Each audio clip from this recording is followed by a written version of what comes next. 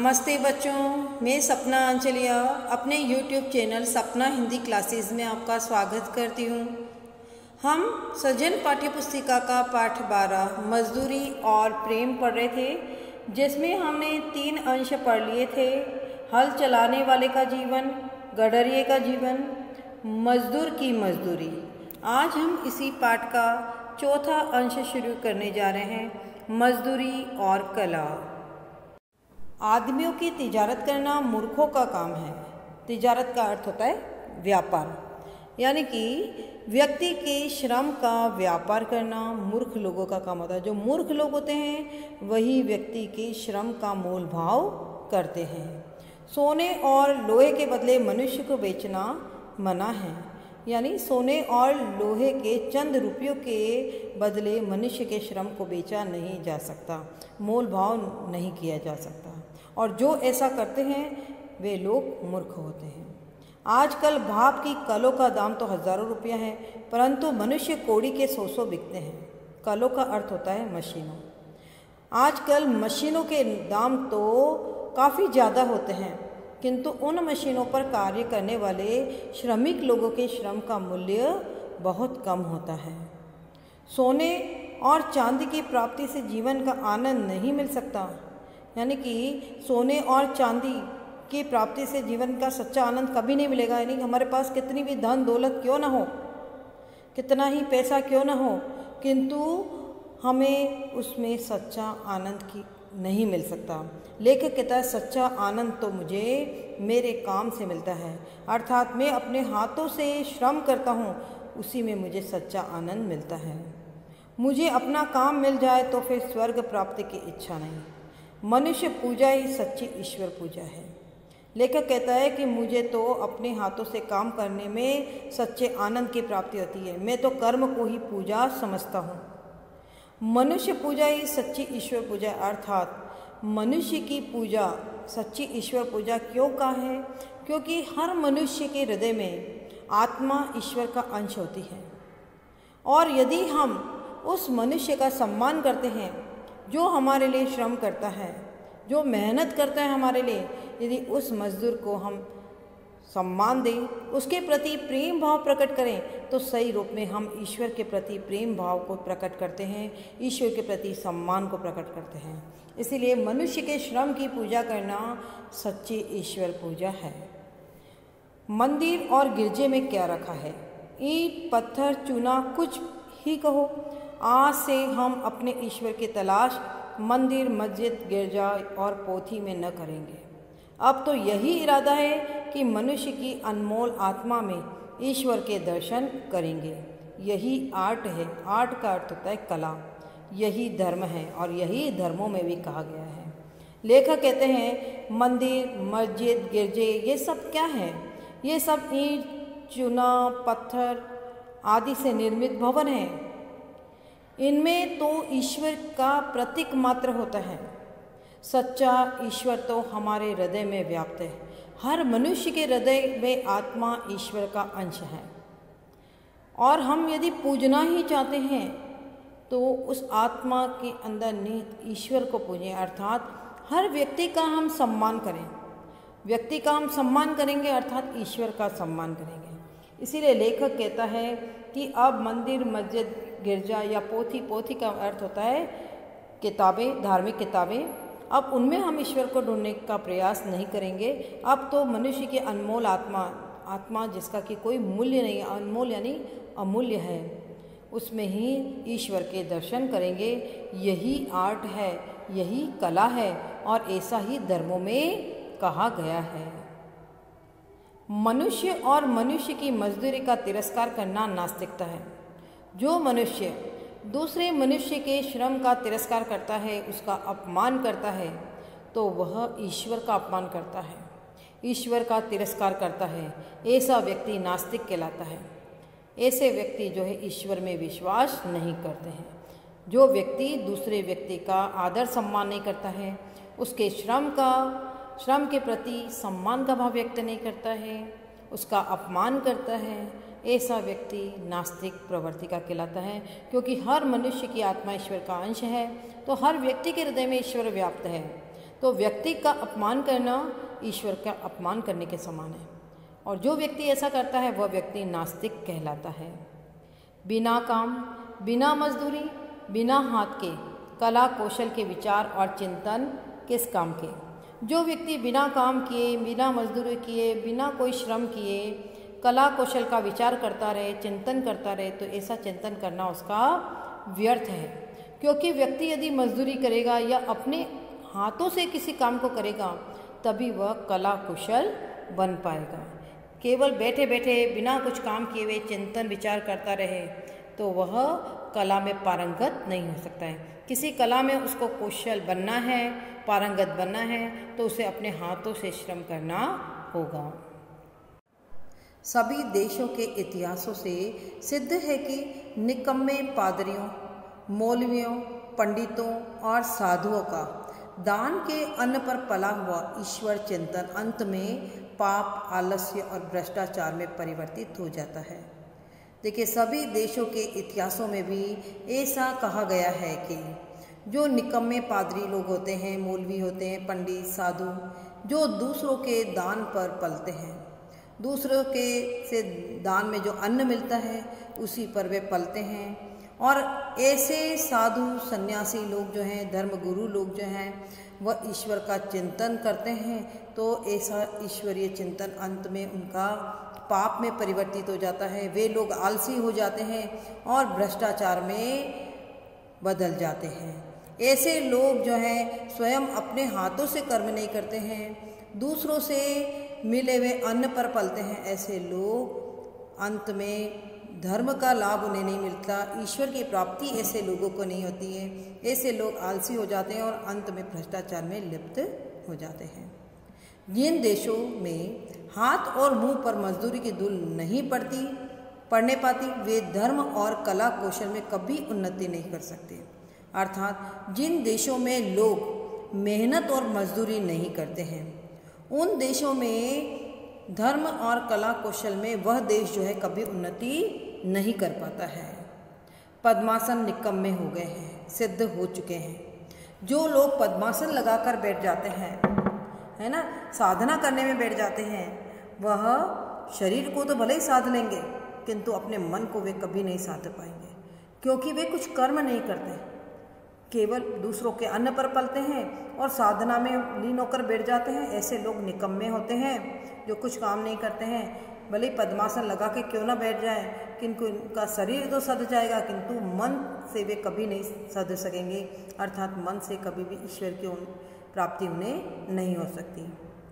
वही आसन ईश्वर प्राप्ति करा सकते हैं जिनमें जोतने, बोने, काटने और मजदूरी का काम लिया जाता है। वही आसन ईश्वर की प्राप्ति करा सकता है जहाँ पर व्यक्ति अपने हाथों से कर्म करता है, यानी खेत में बीज बोता है, फसल को काटता है, मजदूरी का काम करता है। कहने का आशय है कि जो व्यक्ति अपने हाथों से श्रम करता है, दूसरों पर निर्भर नहीं रहता है ना, और फिर यदि वह ईश्वर प्राप्ति का प्राप्त करने का प्रयास करता है तो ऐसे लोगों को ईश्वर की प्राप्ति सहज रूप से होती है, जो स्वयं अपने हाथों से मेहनत और परिश्रम करते हैं, दूसरों के अन्न पर नहीं पलते हैं। लकड़ी, ईंट और पत्थर को मूर्तिमान करने वाले लोहार, बढ़ाई कौन होता है? जो लकड़ी का कार्य करता है। मेमार का अर्थ होता है जो मकान बनाने का कार्य करता है। तथा किसान आदि वैसे ही पुरुष हैं जैसे कवि, महात्मा और योगी। अर्थात मूर्तिकार, बढ़ाई यानी लकड़ी का काम करने वाला, है ना, मजदूरी का कार्य करने वाला, मकान बनाने वाला, ये सब जो हैं वह कवि, महात्मा और योगी के समान है। उत्तम से उत्तम और नीच से नीच काम सब के सब प्रेम शरीर के अंग हैं। कोई व्यक्ति कितना भी उत्तम यानी श्रेष्ठ काम कर ले, कोई कितना भी गिरा हुआ काम कर ले, सभी एक ही प्रेम शरीर के अंग हैं, अर्थात अपने शरीर के अंगों से ही वह कार्य करता है। तो यहाँ पर लेखक इस गद्यांश में यही कहना चाहते हैं कि व्यक्ति को अपने हाथों से श्रम करना चाहिए। दूसरों के अन्न पर पलकर या दूसरों के द्वारा मिले हुए दान के अन्न पर पलकर ईश्वर की प्राप्ति नहीं हो सकती है। सच्चा आनंद तो व्यक्ति को अपने हाथों से किए हुए कार्य में ही मिल सकता है। ठीक है। और एक बात और बताइए इसमें कि व्यक्ति के श्रम का कोई मूल्य नहीं लगाया जा सकता है। यदि हम व्यक्ति के श्रम का सच्चा मूल्य देना चाहते हैं तो उसके प्रति हम आदर सम्मान का भाव व्यक्त करें, है ना, उसके प्रति प्रेम भाव व्यक्त करें। ऐसा करके हम ईश्वर के प्रति सम्मान व्यक्त करते हैं, ईश्वर के प्रति प्रेम भाव व्यक्त करते हैं, क्योंकि हर व्यक्ति की आत्मा ईश्वर का अंश है।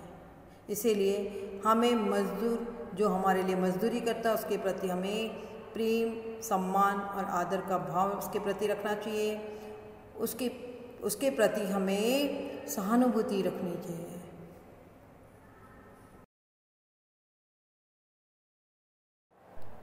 निकम्मे रहकर मनुष्यों की चिंतन शक्ति थक गई है। बिस्तरों और आसनों पर सोते और बैठे बैठे मन के घोड़े हार गए हैं। अर्थात लेखक कहना चाहते हैं जो व्यक्ति शारीरिक श्रम नहीं करते हैं उनमें सोचने विचारने की शक्ति नहीं रहती। ये लोग आलसी हो जाते हैं। ऐसे लोगों के मन के घोड़े हार जाते हैं, अर्थात उनके मन में सोचने विचारने की शक्ति नष्ट हो जाती है। सारा जीवन निचुड़ चुका है। निचुड़ का अर्थ अपन लेंगे नीरस होने से। उनका जीवन बिल्कुल नीरस हो जाता है। स्वप्न पुराने हो चुके हैं और उनके भविष्य की कल्पनाओं में भी कोई नयापन नहीं होता है। आजकल की कविता में नयापन नहीं है। लेखक कहता है कि आजकल की जो कविता है उनमें नयापन देखने को नहीं मिलता। उसमें पुराने जमाने की कविता की पुनरावृत्ति मात्र है। लेखक कहता है कि आजकल की कविताओं में कुछ भी नयापन नहीं है। उसमें तो मात्र पुरानी कविताओं की नकल ही देखी जा सकती है। नकल की हुई जो कविता होती है उसमें देखिए कोई भावनाएं नहीं होती है व्यक्ति की। इसीलिए लेखक कहते हैं कि इस नकल में असल की पवित्रता और कुंवारेपन का अभाव है। असल की पवित्रता का अर्थ होता है असलीपन, अर्थात मन की भावनाएं, और कुंवारेपन का अर्थ होता है मौलिकता।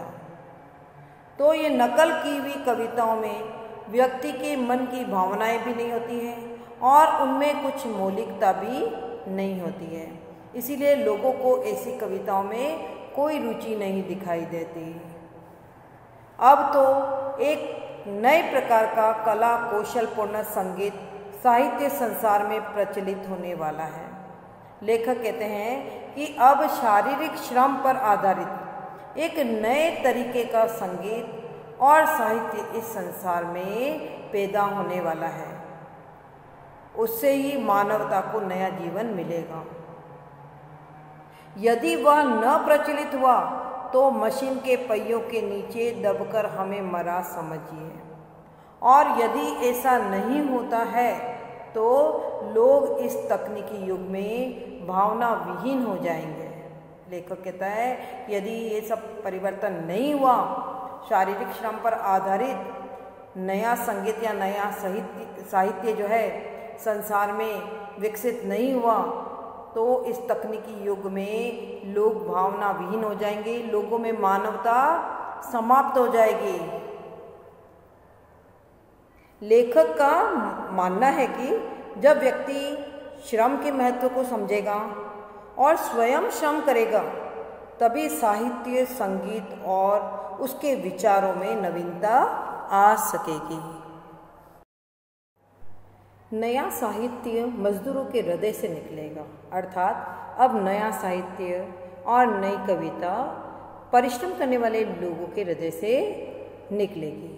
उन मजदूरों के कण से ये नई कविता निकलेगी जो अपना जीवन आनंद के साथ खेत की मेड़ों का, कपड़े के तागों का, जूते के टाँकों का, लकड़ी के रगों का, पत्थर की नसों का भेदभाव दूर करेंगे।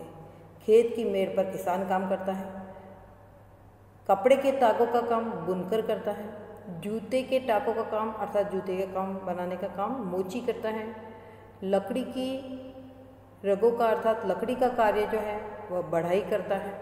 पत्थर की नसों का अर्थात पत्थर का कार्य मूर्तिकार करता है। तो यहाँ पर कहा गया है कि उन्हीं मजदूरों के हृदय से नया साहित्य और नई कविता निकलेगी जो आनंद के साथ शारीरिक श्रम करते हैं। शारीरिक श्रम करने से किसान, बुनकर, मोची, मूर्तिकार आदि लोगों का आपसी भेदभाव भी खत्म हो जाएगा। हाथ में कुल्हाड़ी, सिर पर टोकरी, नंगे सिर और नंगे पांव, धूल से लिपटे और कीचड़ से रंगे हुए ये बेजबान कवि जब जंगल में लकड़ी काटेंगे तब लकड़ी काटने का शब्द इनके असभ्य स्वरों में मिश्रित होकर वायुयान पर चढ़ 10 दिशाओं में ऐसा अद्भुत गान करेगा कि भविष्य के कलावंतों का अर्थ होता है कलाकारों के लिए यही ध्रुपद और मल्हार का काम देगा। ध्रुपद और मल्हार दोनों ही संगीत के राग हैं।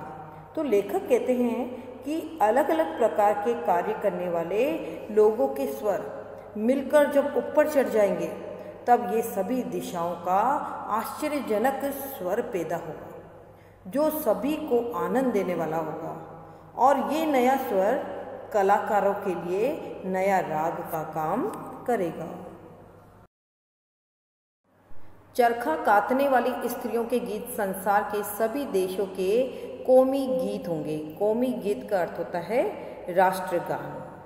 तो यहाँ कहा है कि आने वाले समय में चरखा कातने वाली स्त्रियों के जीवन को लेकर राष्ट्रगान लिखे जाएंगे। मजदूरों की मजदूरी की यथार्थ पूजा होगी। आने वाले समय में मजदूरों के शारीरिक श्रम को ही सच्ची ईश्वर पूजा समझा जाएगा। उनके श्रम को महत्व दिया जाएगा। कला रूपी धर्म की तभी वृद्धि होगी और तभी कलाकारों की मेहनत परिश्रम करने वाले लोगों की वृद्धि होगी अर्थात उन्हें सम्मान मिलेगा। तभी नए कवि पैदा होंगे, तभी नए ओलियों का उद्भव होगा। ओलियों का अर्थ होता है धर्मगुरु। तभी नए कवि पैदा होंगे और नए धर्मगुरु का उद्भव यानी जन्म होगा। परंतु ये सब के सब मजदूरी के दूध से पलेंगे अर्थात ये सभी जो हैं वे मजदूरी के दूध से पलेंगे अर्थात शारीरिक श्रम करेंगे। धर्म, योग, शुद्धाचरण, सभ्यता और कविता आदि के फूल इन्हीं मजदूर ऋषियों के उद्यान में प्रफुल्लित होंगे। प्रफुल्लित होने का अर्थ होता है विकसित होंगे। देखिए आगे क्या कहा है कि धर्म, योग, शुद्धाचरण, सभ्यता और कविता आदि सभी चीज जो है परिश्रमी लोगों के हृदय से ही विकसित होगी। तो इस पद में श्रम का महत्व बताया गया है।